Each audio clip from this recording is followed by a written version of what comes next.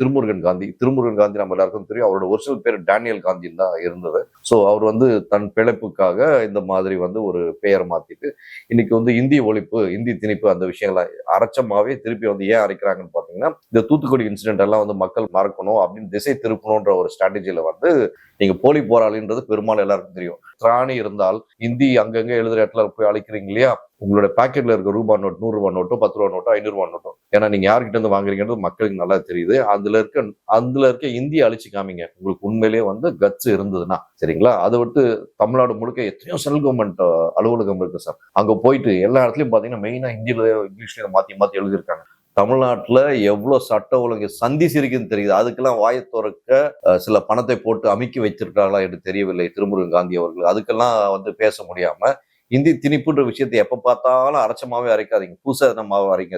மதிப்பிற்குரிய திரு சிஎம் அவர்கள் இந்த குட்டி பசங்க 2 ரீல்ஸ் போட்ட குட்டி பசங்களை வச்சு ஒரு வீடியோ போட்டிருந்தார். +2 மாணவி தூத்துக்குடியில நடந்த அந்த ஒரு விஷயமானது உண்மையிலேயே பேசும்போது கூட தொண்டையில இருக்கும் தண்ணி முழுங்க கூட முடியவில்லை. அந்த லெவலுக்கு ஒரு மனதுக்குள்ள ஒரு இது இருக்கு.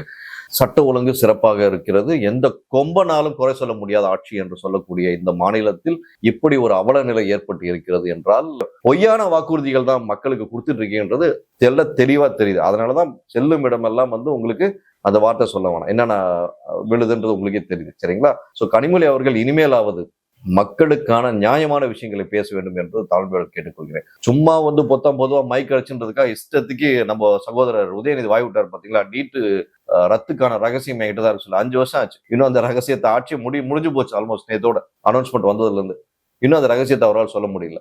அந்த குழந்தைய சீரழிச்ச அந்த நாய், அந்த அரக்கன் யாராக இருந்தாலும் பொதுமக்கள் மத்தியில் தூக்கிலிடப்பட வேண்டும்.